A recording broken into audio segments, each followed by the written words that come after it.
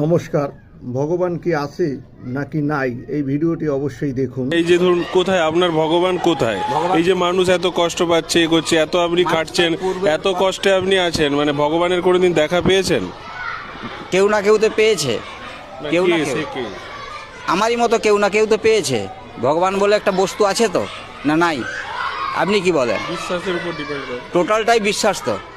ধরো কেউ লাইফ ইন্স্যুর করে, তাকে 1 লাখ টাকা দেওয়া হলো, এটা তো বিশ্বাসের মধ্যে তো। রসিদ তো 10 দিন পরে এসে যদি বলে না দেবনি, কিছু করার আছে?